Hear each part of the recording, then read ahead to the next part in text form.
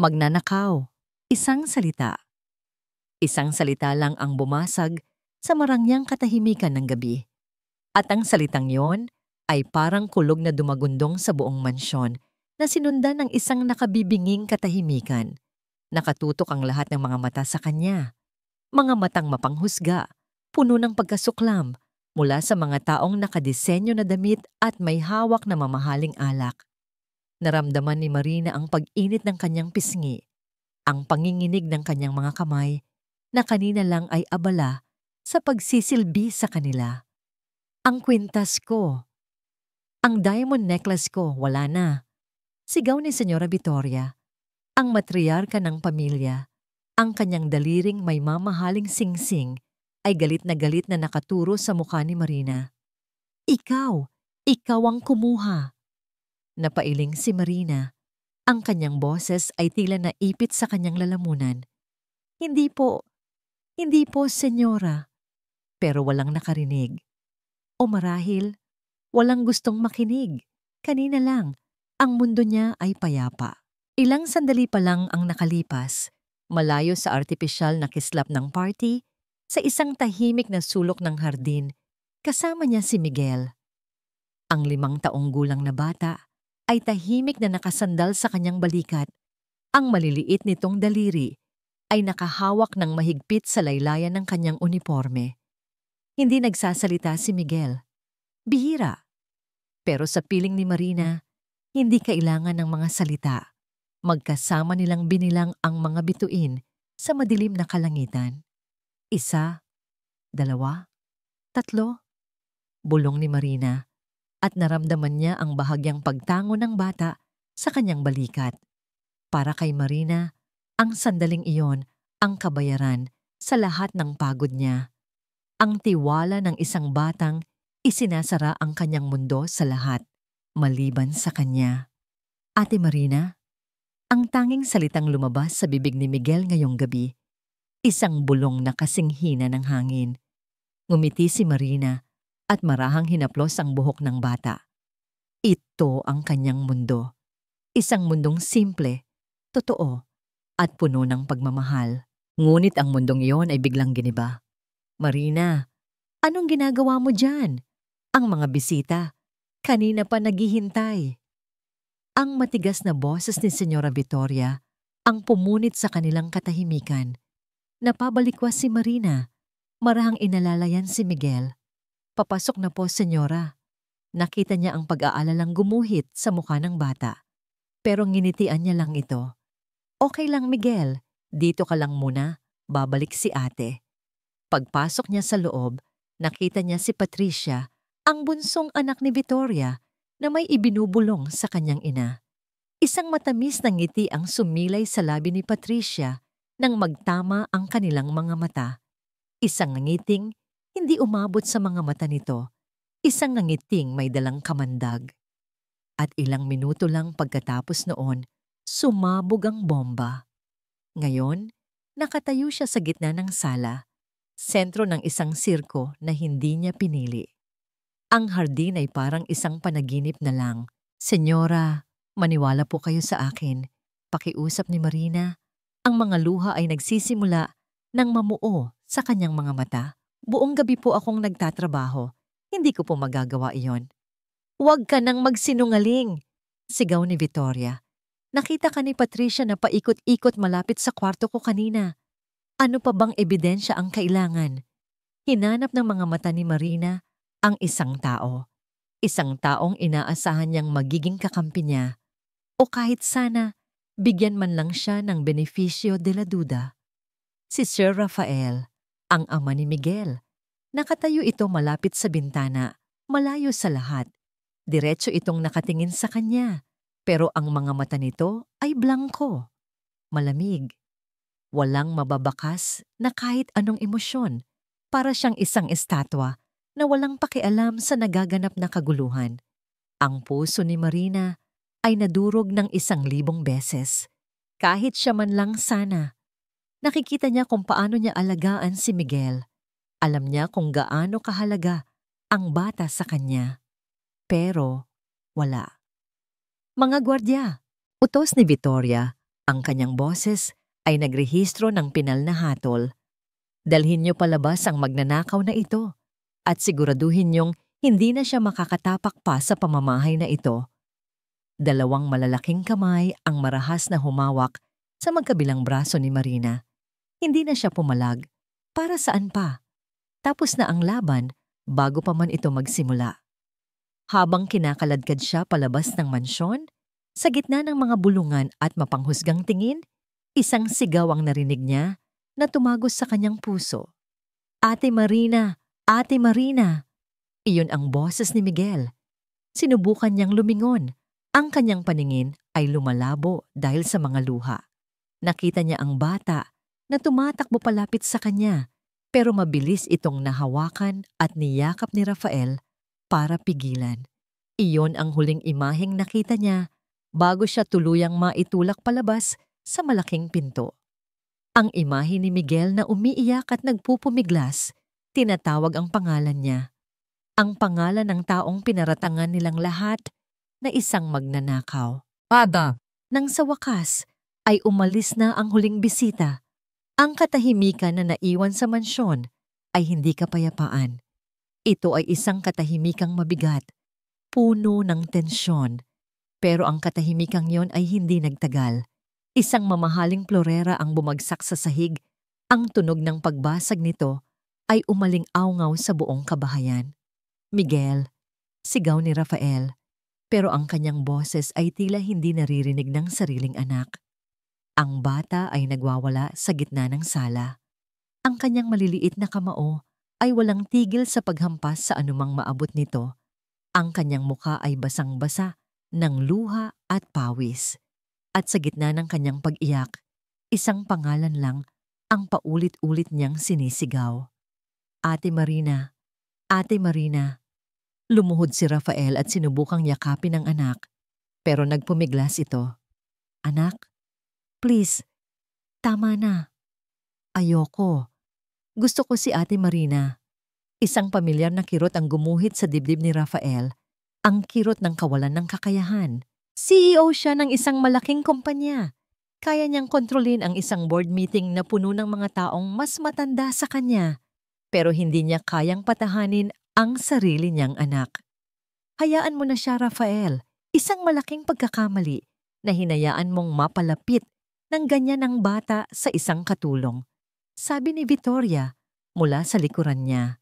Ang boses nito ay kalmado, pero may talim. Sinabi ko na sa'yo noon pa, hindi ba? Mga taong tulad nila, hindi mo alam kung ano ang kayang gawin para sa pera. Tumayo si Rafael at hinarap ang kanyang biyanan. Sa tabi nito ay si Patricia na may itsura ng isang inosenteng anghel na naapi. Ang mahalaga ay nahanap na ulit ang kwintas ko. Patuloy ni Victoria, itinaas ang kamay para ipakita ang kumikinang na alahas sa kanyang leeg. Natakot siguro kaya itinapon lang sa basurahan sa kusina. Isang duwag na magnanakaw, may kung anong hindi tama. Sa isip ni Rafael, ang mga piraso ng puzzle ay hindi magkakatugma. Mabuti na lang. At nakita mo, Patricia, sabi ni Rafael, ang kanyang mga mata ay nakatutok sa kanyang hipag. Yes, kuya, sagot ni Patricia, umiiwas ng tingin. Actually, nakita ko na talaga siyang kahina-hinala kanina pa. Palakad-lakad siya malapit sa kwarto ni Mommy. Hindi ko lang inisip na may gagawin siyang masama. Isang kasinungalingan. Alam ni Rafael ang itsura ng isang kasinungalingan. Ganoon na ganoon ang itsura ng kanyang yumaong asawa sa tuwing may itinatago ito sa kanya. Ang bahagyang pag-iwas ng tingin, ang halos hindi mapansing panginginig ng boses.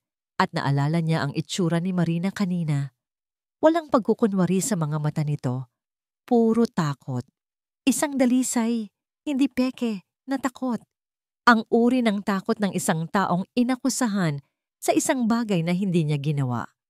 Kailangan ko nang umakyat, sabi ni Rafael. Binuhat ang nagwawala pa ring si Miguel. Kailangan na niyang magpahinga.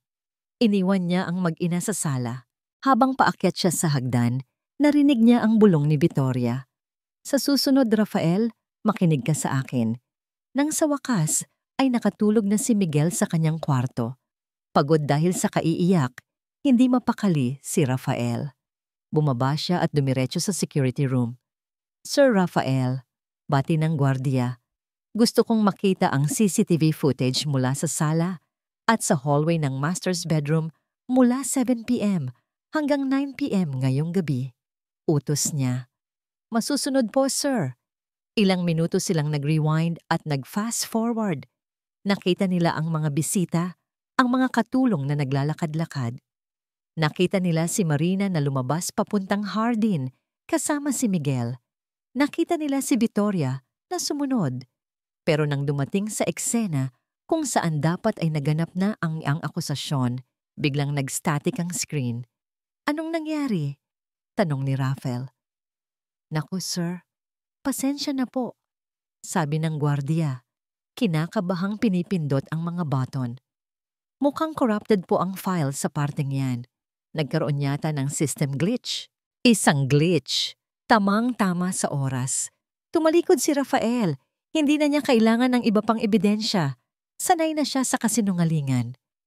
Alam niya ang amoy nito. At ang amoy na yon ay mas matapang pa sa pabango ni Victoria. Dumiretso siya sa maliit na opisina kung saan nakatago ang mga file ng mga empleyado.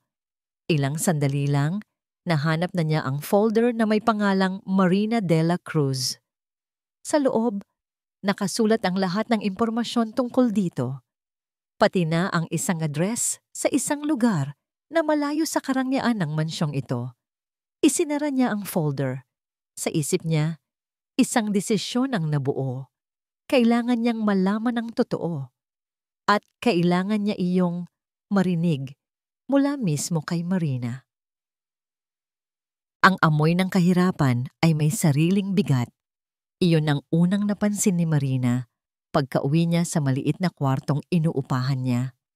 Amoy ng mamasa-masang pader, ng lumang kahoy at ng kawalan ng pag-asa. Dito siya lumaki sa mundong ito na sinubukan niyang takasan sa pamamagitan ng malinis na sahig at mabangong hardin ng mansyon. Isang pagtakas na nagwakas na. Ilang araw na siyang nakakulong sa kwartong iyon.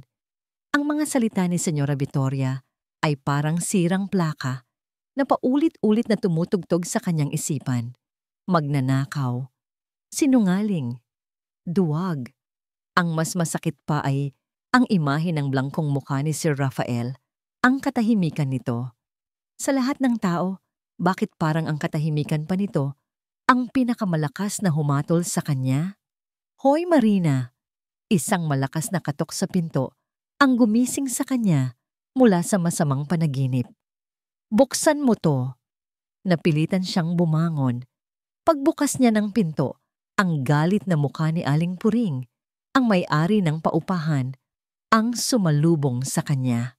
Nabalitaan ko ang nangyari sa'yo, sabi nito, ang mga matay mapanuri mula ulo hanggang paa. Tinatanggal ka na pala sa mansyon. Paano mo ako babayaran ngayon? 2 buwan ka ng atrasado. Aling Puring, magbabayad po ako. Pakiusap ni Marina. Ang boses niya ay paos. Bigyan niyo lang po ako ng kaunting panahon. Maghahanap po ako ng bagong trabaho. Trabaho? Sino niyang tatanggap sa isang magnanakaw? Humalakhak si Aling Puring. Isang halakhak na walang saya. Binibigyan kita ng 3 araw. Kung wala kang pera, lumayas ka rito kasama ng mga basura mo. Isinara nito ang pinto ng malakas at muling naiwan si Marina sa dilim. Napaupo siya sa gilid ng kanyang kama, ang kanyang mga balikat ay nanginginig. Wala na siyang lakas para umiyak. Kinapa niya ang isang papel sa ilalim ng kanyang unan. Ang tanging bagay na nagbibigay sa kanya ng kaunting liwanag. Isang drawing. Gawa ito sa Crayola. Simple lang. 2 tao na magkahawak kamay sa ilalim ng mga bituin. Sa itaas, nakasulat sa paunti-unting letra ang mga pangalan, Miguel and Ate Marina. Hinaplos niya ang papel. Naalala niya ang ngiti ni Miguel nang ibigay ito sa kanya. Naramdaman niya ang unti-unting pag-init ng kanyang mga mata. Isang butil ng luha ang pumatak sa kanyang kamay. Para kay Miguel. Para sa batang yon, kaya niyang tiisin ang lahat. Pero paano? Isang katok sa pinto ang muling narinig niya. Mas mahina ngayon, mas magalang. Aling Puring, sinabi ko na pong, sabi niya habang binubuksan ang pinto. Pero natigilan siya. Hindi si Aling Puring. Nakatayo sa labas ng kanyang pinto si Sir Raphael. Nakasuot ng mamahaling suit, ang sapatos niya ay kumikinang kahit sa madilim na pasilyo. Tila siya isang taong mula sa ibang planeta na napadpad sa maruming mundo ni Marina. Nakatitig lang sila sa isa't isa. Hindi alam ni Marina kung ano ang dapat sabihin. Galit, takot, lungkot, lahat ay nagahalo sa kanyang dibdib. Anong ginagawa niyo rito, sir? Sa wakas ay tanong niya. Ang kanyang boses ay malamig. Pwede ba tayong mag-usap? Tanong ni Raphael, ang kanyang mga mata ay seryoso. Hindi siya umimik, pero tumabi siya para bigyan ito ng daan. Pumasok si Raphael sa loob, at ang maliit na kwarto ay tila lalong sumikip. Bakit kayo nandito? Ulit ni Marina. Para siguruhin na nagdurusa na talaga ako? Para sabihin ulit sa akin na magnanakaw ako? Umiling si Raphael. Nandito ako dahil may mga bagay na hindi magkakatugma. Hindi magkakatugma? Napangisi si Marina ng mapait. Malinaw naman ang lahat, hindi ba?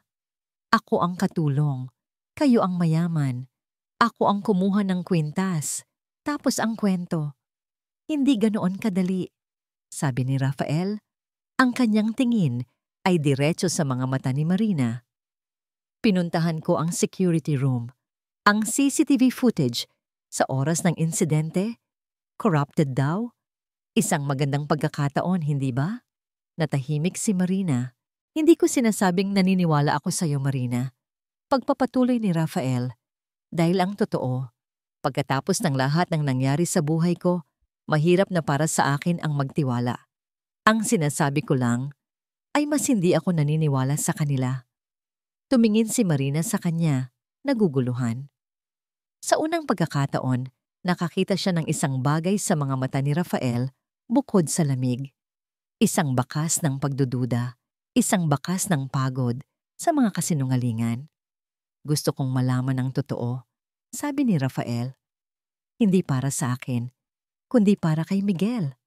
Mula nang umalis ka, hindi na siya tulad ng dati. Ang pangalan ng bata ay tumama sa puso ni Marina na parang isang punyal. Pero hindi ko ito kayang gawin mag-isa. Dagdag ni Raphael. Kailangan ko ng tulong mo.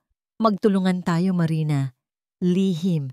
Alamin natin kung ano talaga ang nangyari sa gabing iyon. Isang alok. Isang alok na parang sinag ng araw sa gitna ng isang napakadilim na bagyo. Mapanganib, puno ng alinlangan. Pero ito lang ang meron siya. Tumingin siya sa drawing ni Miguel na nasa ibabaw ng kama. Pagkatapos ay tumingin siyang muli kay Raphael.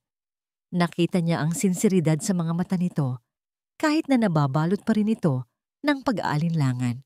Dahan-dahan, tumango siya, isang beses lang. Ano ang unang hakbang? Tanong ni Marina.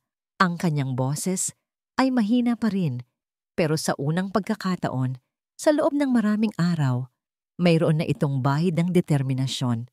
Ang karinderya ay maliit at maingay. Ang amoy ng nilulutong bawang at mantika ay nanunuot sa hangin. Ito ay isang mundong napakalayo sa mga boardroom na may aircon at mga restauran na may mamahaling pagkain na kinasanayan ni Raphael. Nakatayo siya sa harap ng isang babaeng pagod ang mga mata pero matatag ang determinasyon. Si Marina. Sa ibabaw ng kanilang lamesang yari sa plastic, may isang tissue paper. Dito iginuhit ni Marina mula sa kanyang memorya ang floor plan ng unang palapag ng mansyon.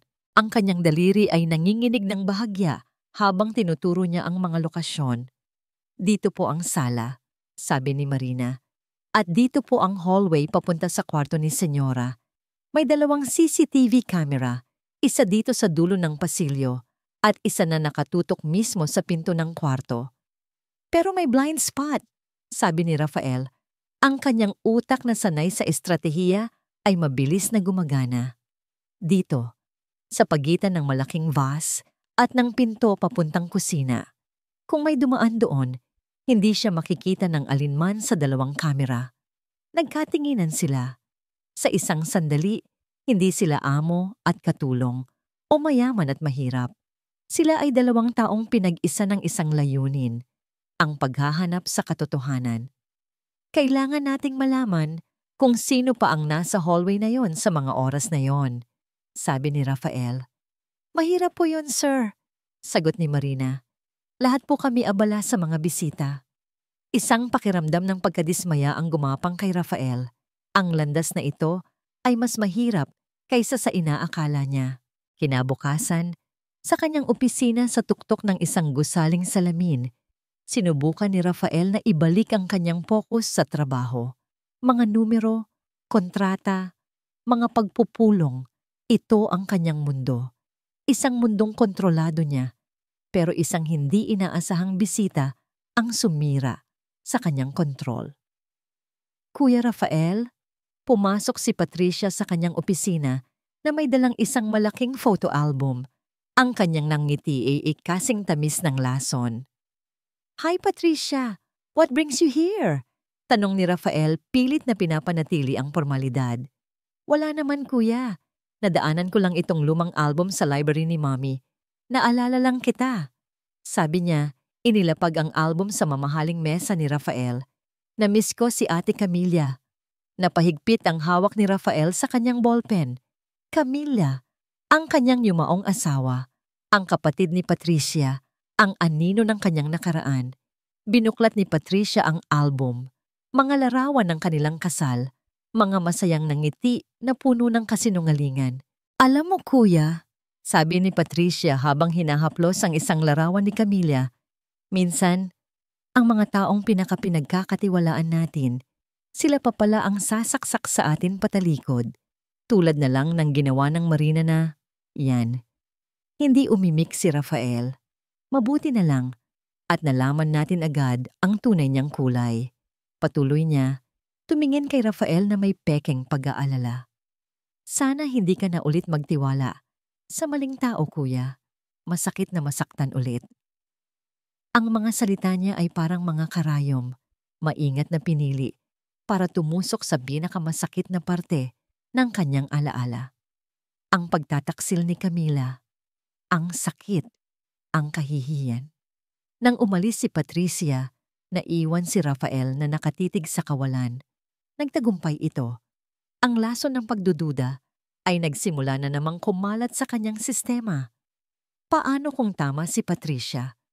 Paano kung si Marina ay isa lang mas magaling na aktres kaysa sa kanyang asawa? Tumunog ang kanyang cellphone. Isang video call mula sa isang numerong hindi nakasave. Sinagot niya ito. Ang mukha ni Miguel ang lumitaw sa screen, pero ang camera ay malinaw na hawak ng iba. Sa likuran ng bata, nakita niya ang pamilyar na dingding ng kwarto ni Marina. Sir, bulong ni Marina mula sa gilid ng screen. Pasensya na po sa abala. Gusto niya lang po kayong makita. Nakita ni Rafael ang isang bagay na hindi niya nakita sa loob ng maraming araw.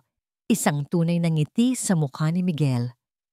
Hawak ng bata ang isang libro habang si Marina ay matiyagang nagtuturo sa kanya. Elepante, sabi ni Marina. Tinuturo ang larawan ng elepante. Ipan, ulit ni Miguel. Hindi perpekto pero malinaw. Isang nangiti ang sumilay sa labi ni Rafael. Isang nangiti na hindi niya namalayan. Ang pag-aalaga ni Marina ay hindi peke. Ang koneksyon nila ni Miguel ay totoo. Mas totoo pa kaysa sa mga ngiti sa photo album na nasa harap niya. Ang pekeng pag-aalala ni Patricia, ang totoong pagmamahal ni Marina, ang kaibahan ay kasing linaw ng araw at gabi.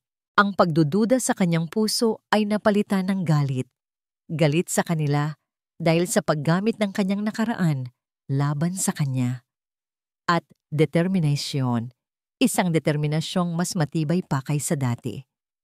Ibinaba niya ang tawag at muling kinuha ang kanyang cellphone para tawagan si Marina. Pero bago pa niya madial ang numero nito, nagring ulit ito. Si Marina ang tumatawag. Sir Rafael, sabi ni Marina sa kabilang linya. Ang kanyang boses ay may halong pagmamadali at kaba. May naalala po ako. Isang mahalagang bagay. Ano yon? Ang hardinero po natin. Si Mang Tony. Bigla po siyang hindi pumasok kinabukasan pagkatapos ng party. Hindi na po siya bumalik. Hindi man lang siya kumuha ng huling sahod niya.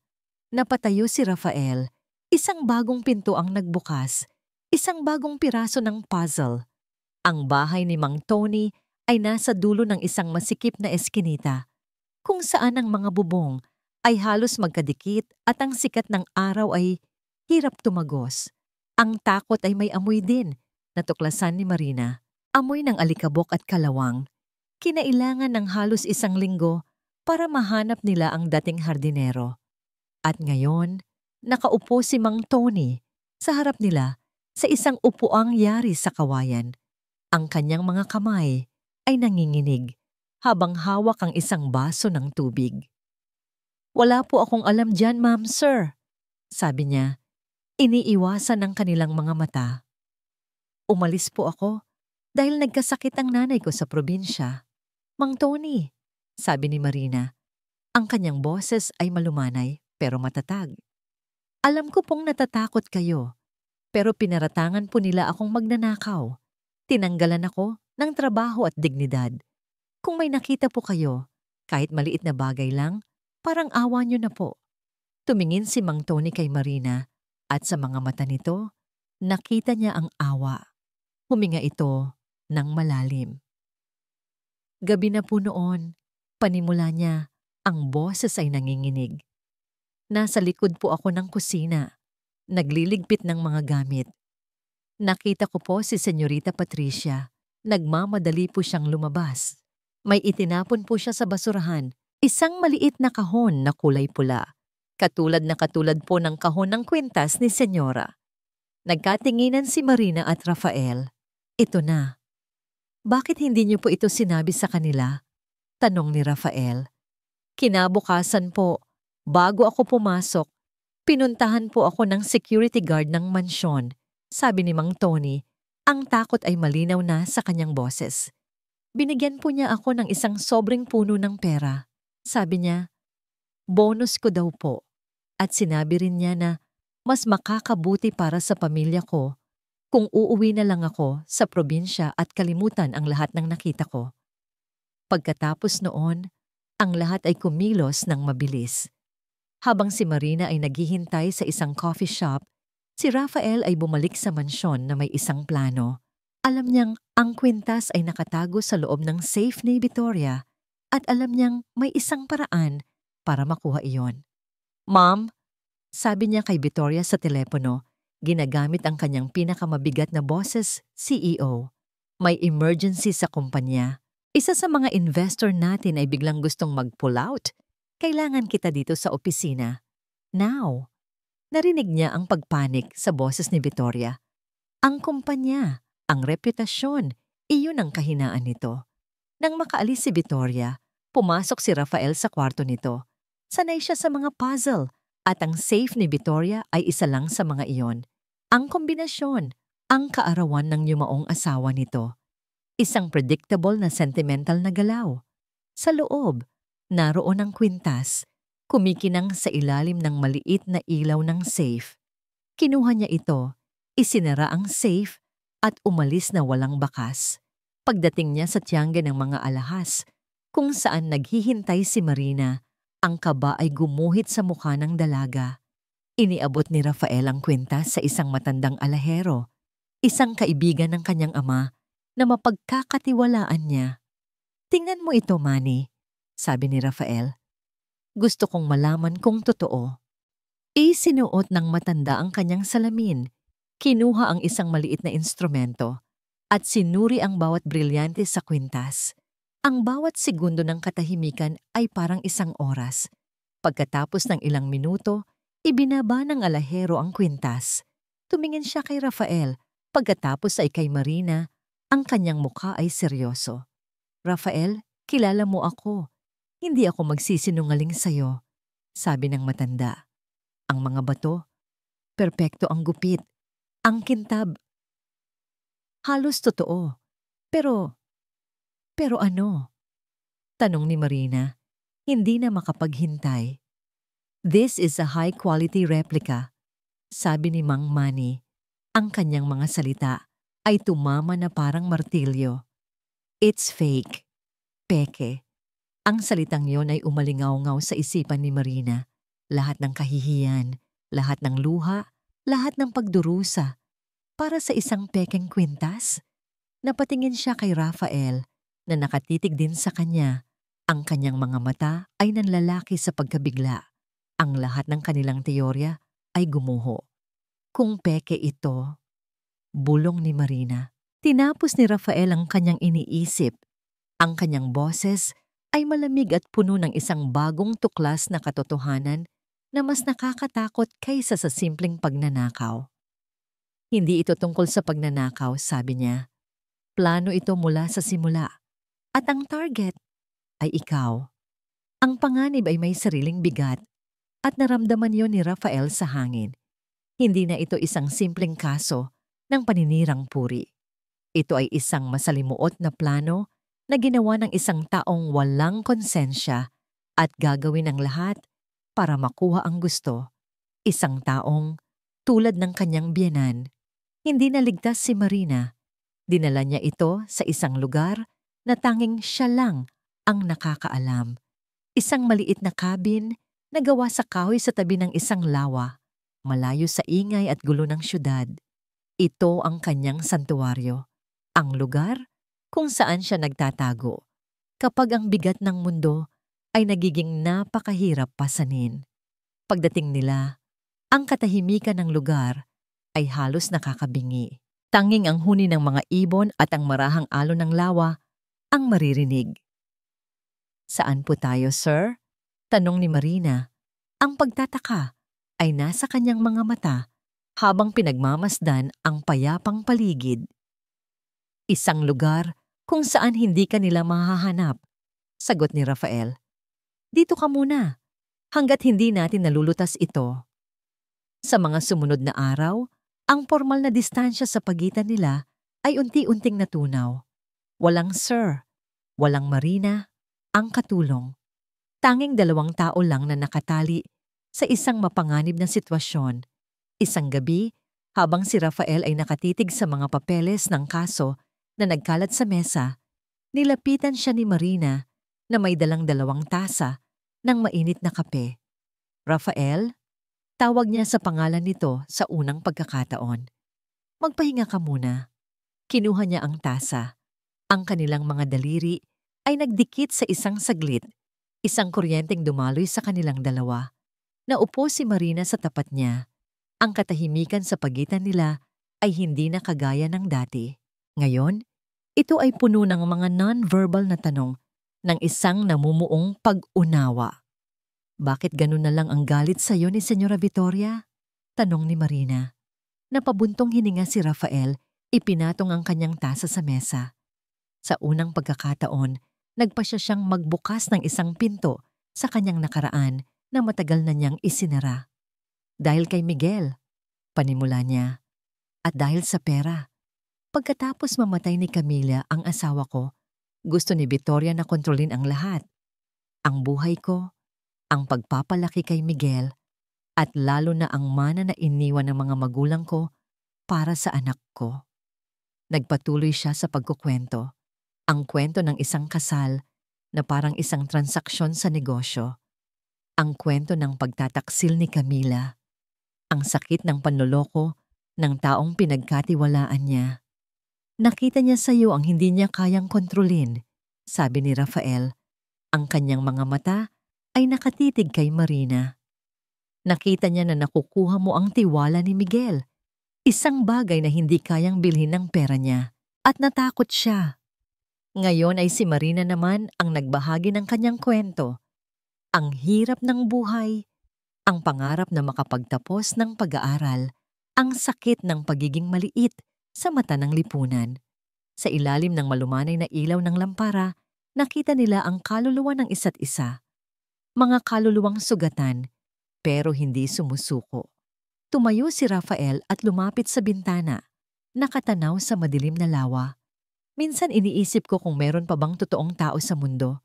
Sabi niya, ang boses niya ay halos isang bulong. O lahat ba ay may tinatagong maskara? Lumapit si Marina sa likuran niya. Hindi niya ito hinawakan, pero naramdaman ni Rafael ang init ng presensya nito. Mayroon pa, sagot ni Marina ng mahina. Kailangan mo lang tumingin sa tamang lugar. Humarap si Rafael sa kanya. Ang kanilang mga muka ay ilang pulgada na lang ang layo. Nakita niya ang pag-unawa sa mga mata ni Marina. Nakita niya ang kabaitan. Nakita niya ang isang bagay na matagal na niyang hindi nakikita sa iba. Katapatan. Hindi na niya napigilan ang sarili. Dahan-dahan, marahan. Inilapit niya ang kanyang muka at hinagkan ang mga labi nito. Ito ay isang halik na hindi nag-aapoy sa pagnanasa, kundi isang halik na puno ng pasasalamat, ng pagod, ng isang namumuong pag-asa.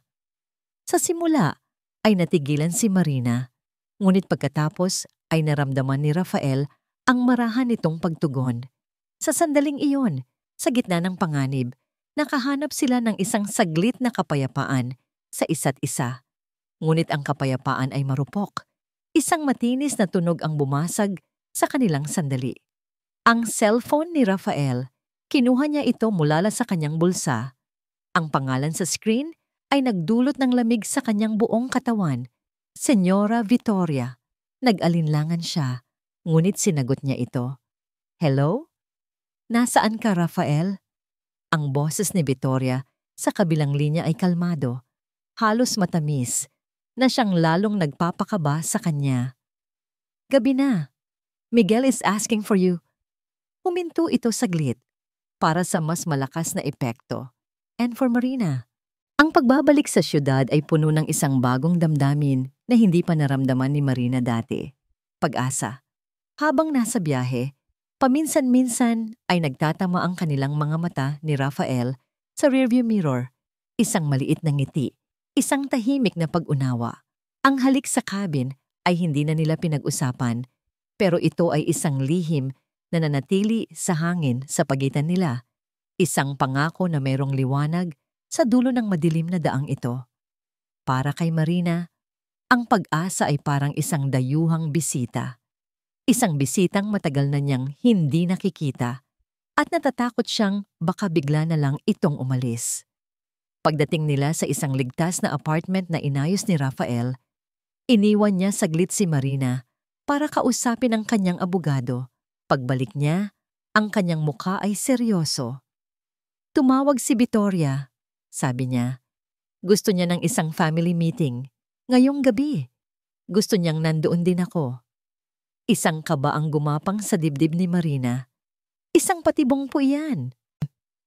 Alam ko, sabi ni Rafael, pero may bagong kumpiyansa sa kanyang mga mata. Pero ngayon, may hawak na tayong alas. Ang pekeng kwintas, oras na para harapin sila. Pumayag si Marina, ang kanyang puso ay pinaghalong takot at determinasyon. Nang gabing iyon, magkasama silang pumasok muli sa mansyon, ang parehong sala kung saan siya ipinahiya. Ngunit ngayon, hindi na siya nag-iisa. Nasa tabi niya si Rafael. Naghihintay na sa kanila si Vittoria at Patricia. Si Vittoria ay nakaupo sa kanyang paboritong silya, kalmado na parang isang reyna. Si Patricia ay nakatayo sa tabi nito, ang mukha ay balot ng pekeng pag-aalala. Mabutit dumating ka, Rafael, sabi ni Vittoria. Ang kanyang boses ay malamig, at isinama mo pa talaga ang babaeng ito. Nandito kami para tapusin na ang mga kasinungalingan. Matigas na sagot ni Rafael. Ngumiti si Vittoria, isang nangiting hindi umabot sa kanyang mga mata. Kasinungalingan? Mabutit na banggit mo yan. May kinuha siyang mga papel mula sa isang folder sa tabi niya at ipinatong ang mga ito sa mesa. Bago ka magsalita, Rafael, gusto kong makita mo ito. Lumapit si Rafael at kinuha ang mga papel. Si Marina, na nakasunod sa likuran niya ay sumilip. Ito ay mga kopya ng bank statement. Isang bank transaction, paliwanag ni Victoria. Ang kanyang boses ay dahan-dahan na parang laso na unti-unting kumakalat. Isang malaking halaga ng pera. Inilipat mula sa isa sa mga personal na account mo papunta sa account ng babaeng yan. Nanlaki ang mga mata ni Marina. Nakita niya ang kanyang pangalan. Nakita niya ang isang halaga na hindi pa niya nakikita sa buong buhay niya. At ang petsa ng transaction ay 2 araw bago maganap ang party. Hindi po totoo yan, sabi ni Marina. Ang kanyang boses ay nanginginig. Wala po akong alam dyan. Wala po akong natanggap na kahit anong pera. Oh really? Sabi ni Victoria. Tila nag-e-enjoy sa bawat sandali. Kung gayon, bakit hindi mo ipaliwanag ito, Patricia anak? Lahat ng mata ay napunta kay Patricia. Bigla, ang dalaga ay napahagulgol. Mga peking luha ang dumaloy sa kanyang pisngi. Kuya Rafael, patawarin mo ako, sabi niya sa gitna ng kanyang mga hikbi. Pinagbantaan niya ako, kuya. Sinabi niya sa akin na kung hindi ko siya tutulungan na makuha ang pera mo, sisirain niya ang pamilya natin. May mga hawak daw siyang sikreto tungkol kay Ate Camila. Habang si Marina ay natutulala sa mga akusasyon, may isa pang nangyari. Nag-vibrate ang cellphone ni Rafael. Ipinakita ni Patricia ang screen ng sarili nitong cellphone. At pinadala pa niya sa akin ang mga ito, kuya. Umiiyak na, sabi niya. Sinabi niya na kung magsusumbong ako, ipapakalat niya ito. Ipinakita niya kay Rafael ang mga litrato. Mga litratong malinaw na edited. Si Marina na nasa palengke, pero may isang braso ng lalaki na nakaakbay sa kanya. Si Marina na nakangiti, pero katabi ang isang lalaking malabo ang mukha. Parang isang bomba na sumabog sa loob ng kwarto. Ang hangin ay naging napakabigat. Tumingin si Marina kay Rafael, naghahanap ng anumang senyales na hindi ito naniniwala. Ngunit ang nakita niya ay nagpadurog sa kanyang puso. Ang kumpiyansa sa mga mata ni Rafael kanina ay nawala. Napalitan ito ng isang pamilyar na lamig. Ang lamig ng isang taong muling nasugatan sa parehong paraan. Ang anino ng pagtataksil ni Camila ay muling bumalik. At sa mga sandaling iyon, sa mata ni Rafael, si Marina at ang kanyang yumaong asawa ay naging iisang tao. Rafael, pakiusap ni Marina. Ang kanyang boses ay halos isang bulong. Huwag kang maniwala sa kanila. Patibong lang ang lahat ng ito. Pero si Rafael ay hindi na sa kanya nakatingin. Nakatingin siya sa isang multo mula sa kanyang nakaraan. Dahan-dahan, ibinaba niya ang mga papel. Tumingin siya kay Marina.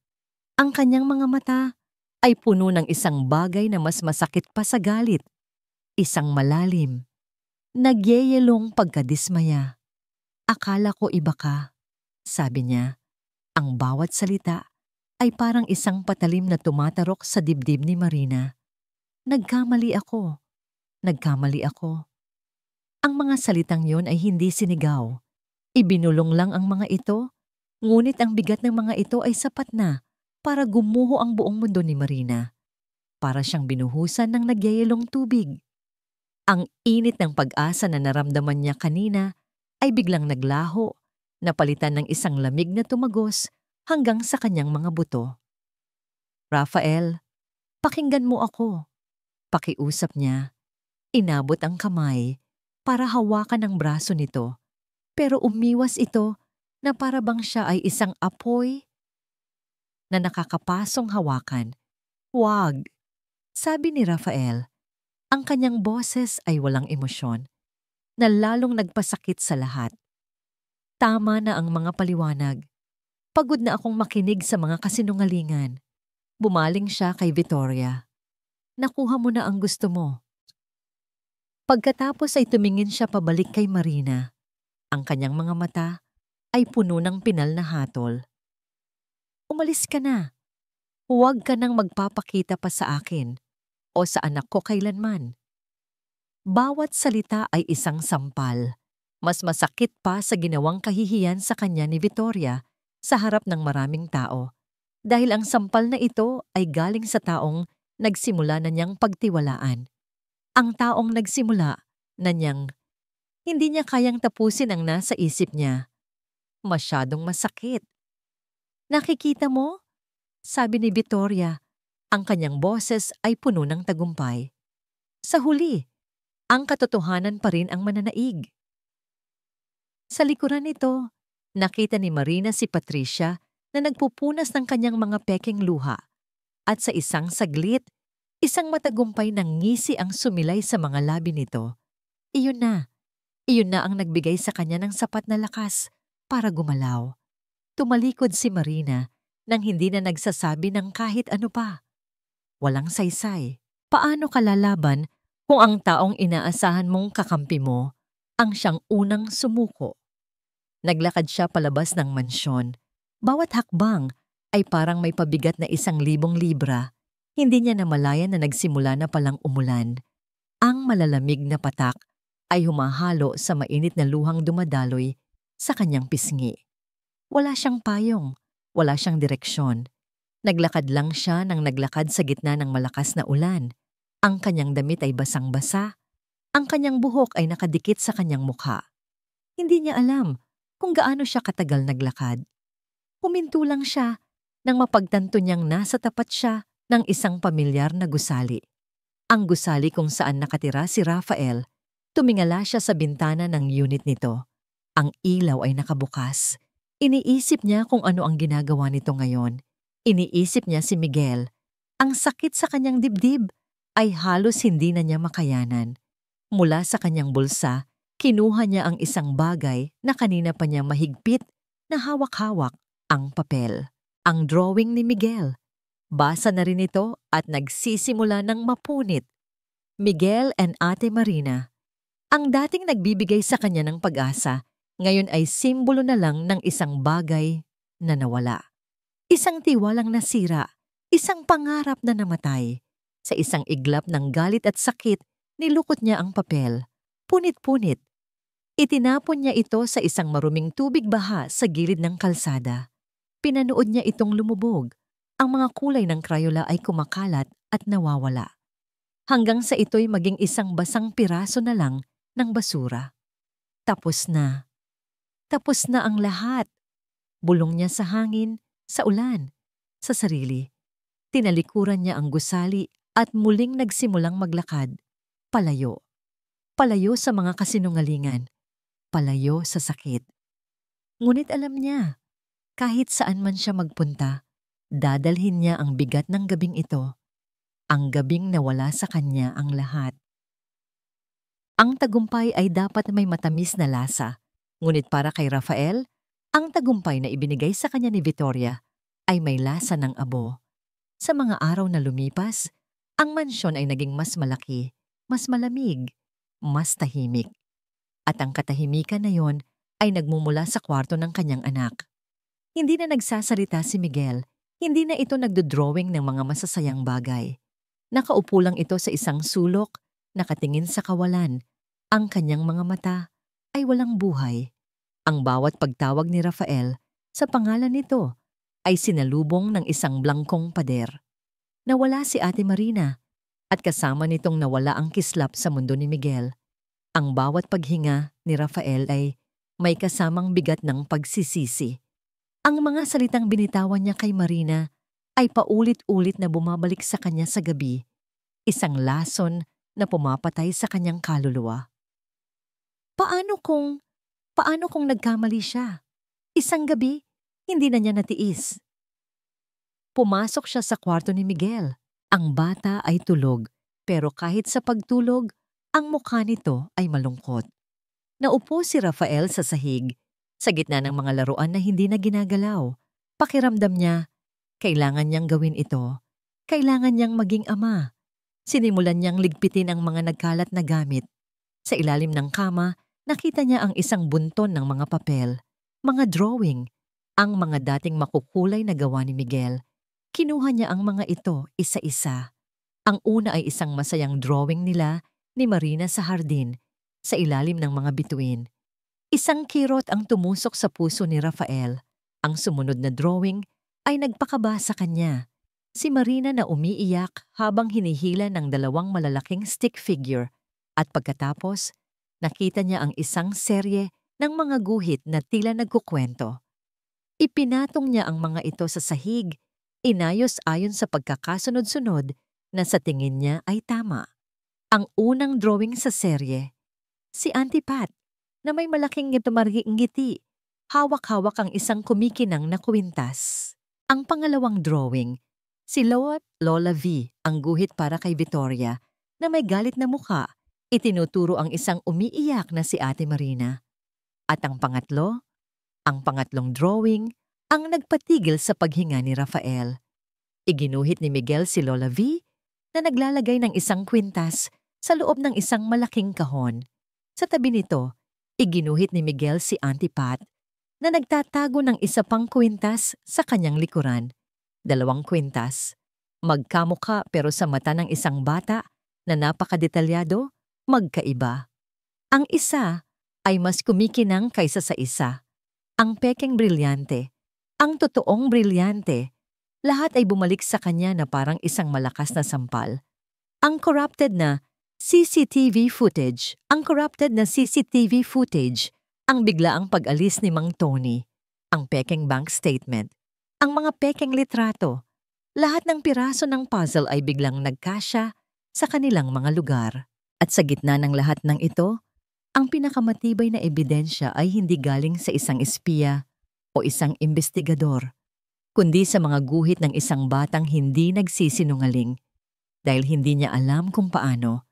Isang matinding galit ang umakyat sa dibdib ni Rafael. Galit sa sarili niya dahil sa kanyang pagkabulag, dahil sa kanyang kahinaan. Hinayaan niyang kainin siya ng mga multo ng kanyang nakaraan at sa proseso, sinira niya ang isang inosenteng tao. Ang tanging taong nagpakita ng tunay na pagmamahal sa kanyang anak.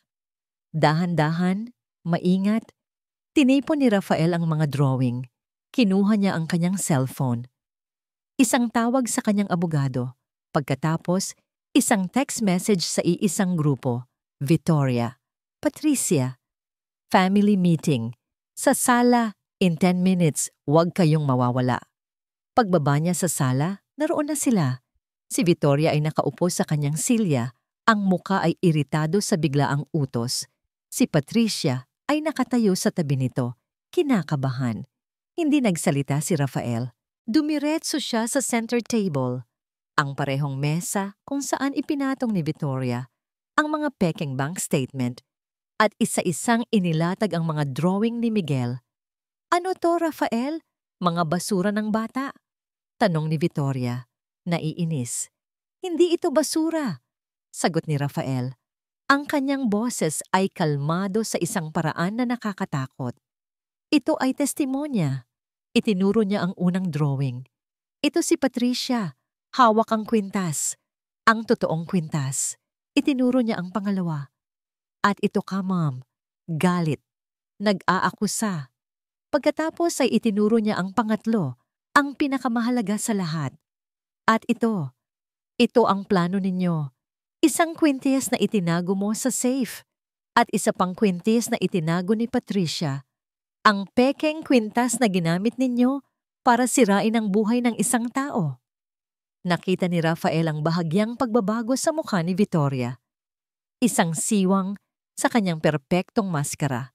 Si Patricia naman ay namutla na parang isang papel. Kalokohan, sabi ni Victoria, pero may bahid na ng kaba sa kanyang boses. Mga drawing lang yan ng isang bata na may problema.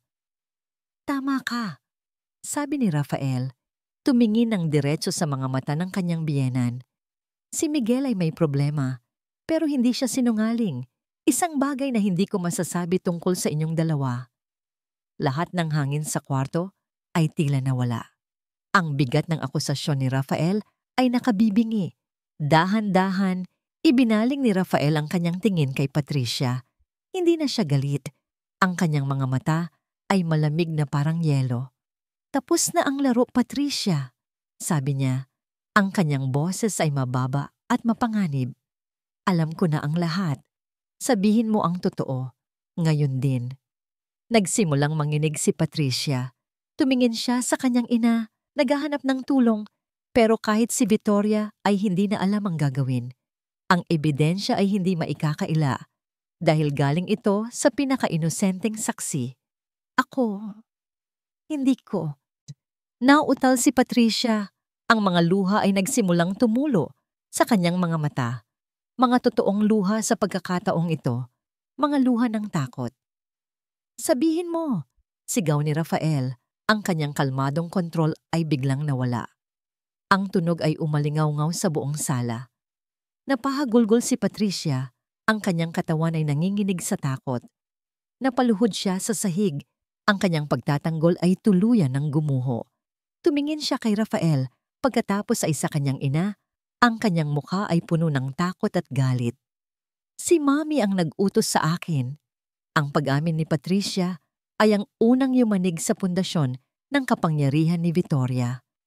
Ang mga sumunod na araw ay ang tuluyang pagguho nito.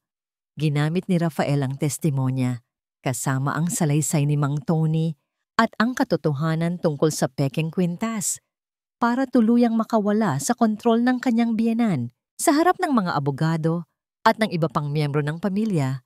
Nawalan ng lahat si Victoria, ang kanyang impluensya, ang kanyang respeto, at ang kustodya kay Miguel. Ang reyna ay tuluyan nang natanggalan ng korona. Ngunit para kay Rafael, ang tagumpay na yon ay walang laman. Dahil may isang tao pa siyang kailangang harapin, ang taong pinakanasaktan niya. Nahanap niya si Marina sa isang maliit na karinderya sa gilid ng isang abalang kalsada. Nagpupunas ito ng mesa, ang kanyang buhok ay nakatali ng simple, ang kanyang mukha ay pagod, ngunit may dignidad pa rin. Nakita ni Rafael ang mga gasgas sa kamay nito, ang bahagyang pamamayat. Bawat detalye ay parang isang karayom na tumutusok sa kanyang konsensya. Tumayo siya sa kabilang kalsada, sa ilalim ng ulan, na muling nagsimulang pumatak. Pinanood niya lang ito mula sa malayo. Ang eksena ay isang malupit na paalala ng gabing itinapon niya ito sa ilalim din ng ulan, sa parehong estado ng kawalan ng pag-asa. Sa wakas, nagkaroon siya ng lakas ng loob. Tumawid siya ng kalsada, ang kanyang mamahaling sapatos ay nababasa sa maruming tubig. Nang makita siya ni Marina, natigilan ito. Ang hawak nitong basahan ay nahulog sa sahig. Walang emosyon sa mukha nito. Isang blangkong pader, tulad ng pader na ibinigay sa kanya ni Miguel. At alam niyang karapat-dapat lang siya dito. Marina, sabi niya, ang kanyang boses ay halos hindi marinig dahil sa ingay ng ulan. Hindi ito sumagot. Alam ko na ang lahat, sabi niya. Ang totoo. Isang mapait na ngiti ang sumilay sa labi ni Marina. Ngayon alam niyo na. Huli na ang lahat. Hindi, sabi ni Rafael. Lumapit siya. Alam kong walang salita ang sapat para itama ang ginawa ko. Ang sakit na idinulot ko sa'yo, dadalhin ko yon habang buhay. Ang mga luha ay nagsimulang mamuo sa kanyang mga mata. Mga luhang hindi niya alam na kaya pa niyang ilabas. Pero nandito ako, Marina. Nakikiusap. Hindi para patawarin mo ako ngayon, kundi para bigyan mo ako ng pagkakataong ipakita sa'yo araw-araw kung gaano ako nagsisisi. Ang blangkong pader sa mukha ni Marina ay unti-unting gumuho. Nakita niya ang paghihirap sa mga mata ni Rafael. Nakita niya ang katotohanan. Ilang linggo ang lumipas. Isang araw, habang nagtatrabaho si Marina, isang delivery truck ang huminto sa tapat ng karinderya. Nagbaba ito ng mga bagong gamit. Isang industrial oven, isang malaking mixer, mga dekalidad na sangkap sa paggawa ng tinapay. Kasama nito ang isang maliit na sobre. Sa loob, naroon ang mga papeles para sa isang maliit na espasyo sa kanto. Isang lugar na perpekto para sa isang maliit na panaderya. Ang pangarap niya, sa ilalim ng mga papeles, may isang sulat kamay na mensahe. Para masimulan mo ang sarili mong kwento. Rafael, hindi niya tinanggihan. Tinanggap niya ito hindi bilang isang bayad pinsala, kundi bilang isang tulay. Isang hapon, ilang buwan pagkatapos, habang abala si Marina sa pag-aayos ng kanyang bagong bukas na Marina's Panaderia, isang pamilyar na kotse ang huminto sa tapat. Bumaba si Rafael at kasama niya si Miguel. Ang bata ay mas matangkad na ngayon. At nang makita nito si Marina, isang ngiti ang sumilay sa mukha nito.